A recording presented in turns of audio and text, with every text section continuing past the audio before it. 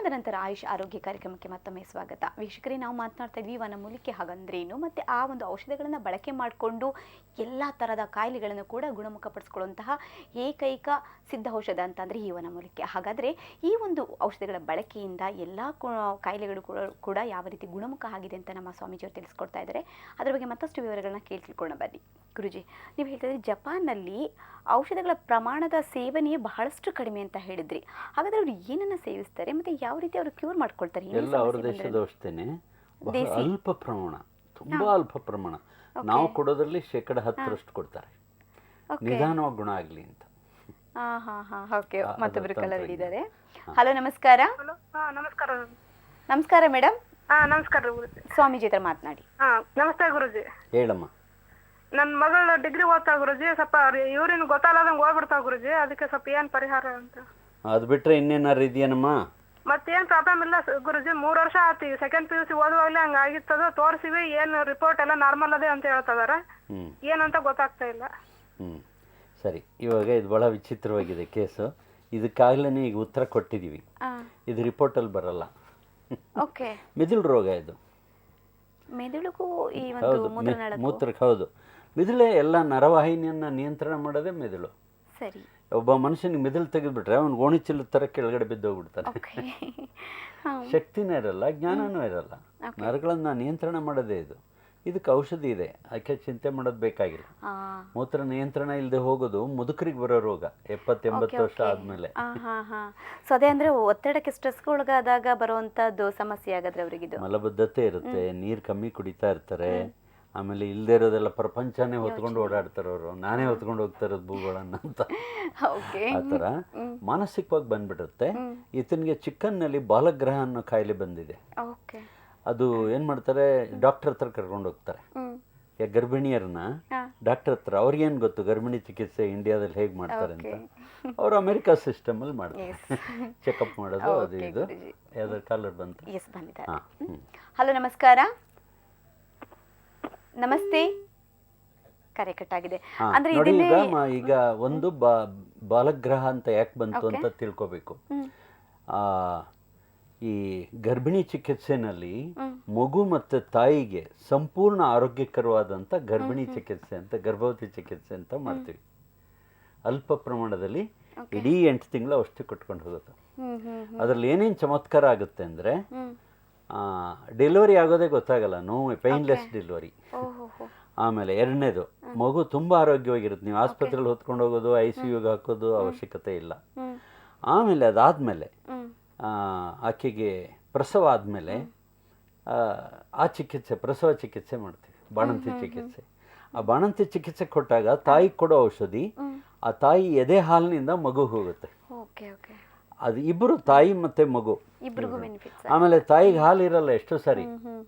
24 ಗಂಟೆಯಿಂದ 72 ಗಂಟೆ ಒಳಗೆ ತಾಯಿಗೆ ಹಾಲು ಬರೆಸ್ತೀವಿ. ಹಲೋ, ನಮಸ್ಕಾರ. ಹಲೋ, ನಮಸ್ತೆ ಮೇಡಮ್. ಯಾರು ಮಾತನಾಡ್ತಾ ಇರೋದು?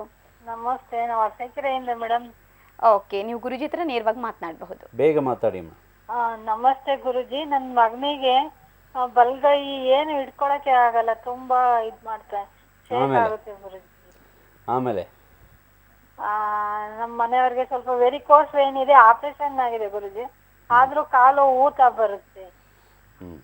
ಆಮೇಲೆ ಅಷ್ಟೇ ಗುರುಜಿ. ಸರಿ, ಈಗ ಇದು ಬಲಗೈ ಸ್ವಾಧೀನ ಇಲ್ಲ ಅಂದ್ರೆ ಇದು ವಾಯು ರೋಗ, ವಾತ ರೋಗ. ಶರೀರದಲ್ಲಿ ಹೊಟ್ಟೆನಲ್ಲಿ ಸೇರ್ಕೊಳ್ಳೋ ವಾಯು ಕರಳು ಮೂಲಕ ಇದಕ್ಕೆ ಹೊಟ್ಟೋಗುತ್ತೆ, ನರಗಳಿಗೆ ಹೊಟ್ಟೋಗುತ್ತೆ. ಆವಾಗ ಕೈ ಸ್ವಾಧೀನ ಇರಲ್ಲ. ಕೆಲವ್ರಿಗೆ ಹಿಂಗೆ ಬೆರಳು ಹಿಡ್ಕೊಳ್ಳೋಕ್ಕೆ ಆಗಲ್ಲ, ಹೀಗಿರಲ್ಲ, ಹಿಂಗೆ ನೇತಾಡ್ತಾ ಇರ್ತದೆ. ಅರ್ಥ ಆಯ್ತಲ್ಲ? ಅದಕ್ಕೂ ಔಷಧಿ ಇದೆ. ಹೆಚ್ಚು ಕಡಿಮೆ ಒಂದು ಕೋರ್ಸ್ ಔಷಧಿನಲ್ಲೇ ಗುಣ ಆಗುತ್ತೆ. ಕೆಲವ್ರಿಗೆ 2-3 ಕೋರ್ಸ್ ತೊಗೊಬೋದು, 2-3 ತಿಂಗಳಾಗ್ಬೋದು. ಸಾಮಾನ್ಯವಾಗಿ 197 ಜನಕ್ಕೆ ಒಂದೇ ತಿಂಗಳಲ್ಲಿ ಗುಣ ಆಗುತ್ತೆ. ಸ್ವಾಧೀನನೂ ಬರುತ್ತೆ, ನರಶಕ್ತಿನೂ ಬರುತ್ತೆ. ಆಮೇಲೆ ನಾವು ಇದಕ್ಕೆ ಔಷಧಿ ಕೊಟ್ಟರೆ ಅವನ ಬುದ್ಧಿನೂ ಬೆಳೆಯುತ್ತೆ, ಕೂದಲು ಬೆಳೆಯುತ್ತೆ, ಚುರುಕಾಗ್ತಾನೆ, ನಿದ್ರೆ ಚೆನ್ನಾಗಿ ಮಾಡ್ತಾನೆ, ಬೇರೆಯವ್ರಿಗೆ ಬುದ್ಧಿ ಹೇಳೋದಕ್ಕೆ ಶುರು ಮಾಡ್ತಾನೆ. ಆಮೇಲೆ ಅವರು ಇನ್ನು ವೆರಿಕೋಸ್ ಗಂಡನ್ಗೆ ಏನು ಹೇಳಿದ್ರು, ಈಗಾಗಲೇ 3 ಜನ ವೆರಿಕೋಸ್ ಹೇಳ್ಬಿಟ್ಟಿದೀವಿ. Varicose is curable. ಅವರು ಏನು ಮಾಡಿದ್ದಾರೆ, ಕತ್ತರಿಸ್ಕೊಂಡ್ಬಿಟ್ಟಿದ್ದಾರೆ. ಯಾವುದು ವೇನ್ ಹೌದು, ಮೇನ್ ವೈನೇ ಕಿತ್ತಾಕ್ಬಿಟ್ಟಿದ್ದಾರೆ, ಸರಿ ಕಾಲು ಊತ ಆಗ್ತಾ ಇದೆ.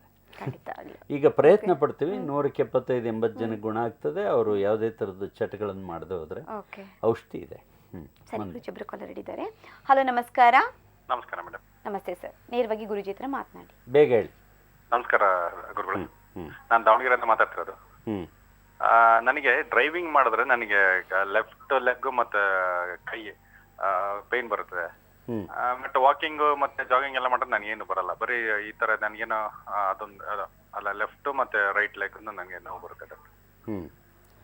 ಹಾಂ, ಸರಿಯಪ್ಪ. ಇವಾಗ ಇದು ಬೆನ್ನಿನ ಮೂಳೆ ಸಮಸ್ಯೆ ಇದ್ದರೂ ಇರ್ಬೋದು. ಬೆನ್ನಿನ ಮೂಳೆ ಬೆನ್ನು ಮೂಳೆ ಎಲ್ಲ ಬಹಳ ಜನ ಒಂದೇ ಮೂಳೆ ಅಂತ ತಿಳ್ಕೊಂಡ್ಬಿಟ್ಟಿರ್ತಾರೆ. 33 ಮೂಳೆಗಳದ್ದು ಜೋಡಣೆ ಅದು ಒಂದೊಂದು ತುಂಡುಗಳು ಹೀಗೆ ಇರುತ್ತೆ.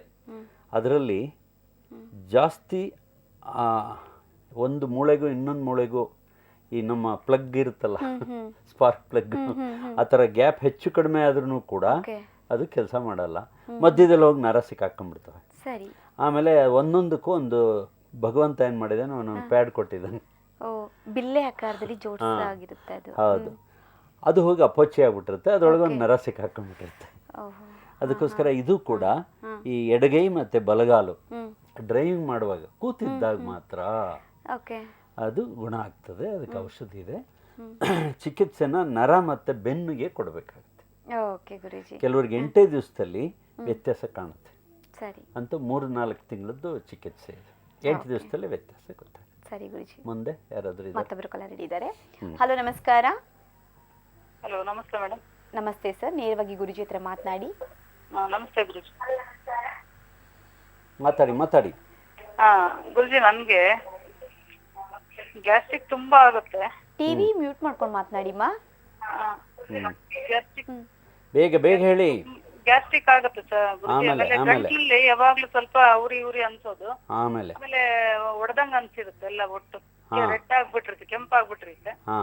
ಆಮೇಲೆ ಈ ಎದೆಯಿಂದ ಕೆಳಗಡೆ ರಿಪ್ಸ್ ಇದೆಯಲ್ಲ, ರಿಪ್ಸ್, ಅದರ ಮೇಲೆ ಸ್ವಲ್ಪ ಬಾವು ಇರುತ್ತೆ ಗುರುಜಿ. ಬಾವು ಬರುತ್ತೆ. ರೈಟ್ ಸೈಡ್ ತುಂಬಾ ನೋವು ಬರುತ್ತೆ. ಸ್ಕ್ಯಾನ್ ಎಲ್ಲ ಮಾಡ್ತಿದ್ರೆ ಏನಿಲ್ಲ ಅಂತಾರೆ. ಆಯ್ತು, ನಿಮ್ಮ ಕಾಯಿಲೆ ಅರ್ಥ ಆಯ್ತು. ಇದು ಸ್ಕ್ಯಾನಲ್ಲಿ ಬರಲ್ಲ. ಲೈಟ್ ಪೆಪ್ಟಿಕ್ ಅಲ್ಸರ್ ಆಗಿದೆ ಆಕೆಗೆ. ಅಂದ್ರೆ ಹೊಟ್ಟೆ ಹುಣ್ಣು. ಅದು ಗ್ಯಾಸ್ಟ್ರೋಸ್ಕೋಪಲ್ಲಿ ಬರೋದೇ ಇಲ್ಲ, ಗೊತ್ತಾಗೋದೇ ಇಲ್ಲ. ಈ ಎಳನೀರು ಗಂಜಿ ತರ ಮೊದಲನೇ ಲೇಯರ್ ನಮ್ಮ ಹೊಟ್ಟೆನಲ್ಲಿ ಇರುತ್ತೆ. ಅದ್ರ ಕೆಳಗಡೆ 12 ಪದರ ಇರುತ್ತೆ. 13ನೇ ಪದರ ಅದು ಮ್ಯೂಕುಸ. ಮ್ಯೂಕುಸ ಲೇಯರ್ ಅಂದ್ರೆ ಎಳನೀರು ಗಂಜಿ ತರ ಇರುತ್ತೆ, ಲೋಳೆ. ಆ ಲೋಳೆನಲ್ಲಿ ರಂಧ್ರ ಆಗ್ಬಿಟ್ಟಿದೆ. ಈಕೆ ತಡಾಹಾರ ತಗೊಳ್ಳೋದು, ನೀರು ಕಮ್ಮಿ ಕುಡಿಯೋದು, ಕಾಫಿ ಟೀ ಕುಡಿಯೋದು, ಚಾ ಕುಡಿಯೋದು.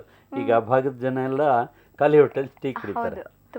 ಅದಕ್ಕೋಸ್ಕರ ಆಕೆಗೆ ಯಾವ ಕಾಯಿಲೆನೂ ಇಲ್ಲ, ತಾನಾಗೆ ಬರ್ಸ್ಕೊಂಡಿರೋದು.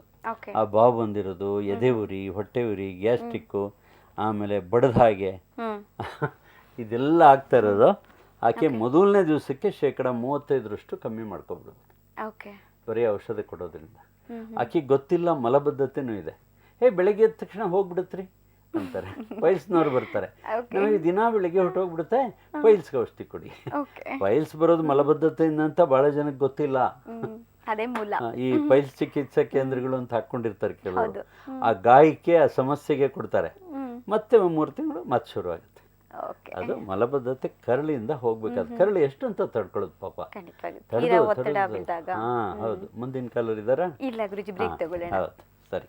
ವೀಕ್ಷಕರೇ, ಆಯುಷ್ ಆರೋಗ್ಯ ಕಾರ್ಯಕ್ರಮದಲ್ಲಿ ಪುಟ್ಟದೊಂದು ವಿರಾಮದ ನಂತರ ಬೇಗ ವಾಪಸ್ ಆಗ್ತೀವಿ, ಕಾಯ್ತಾ ಇರಿ.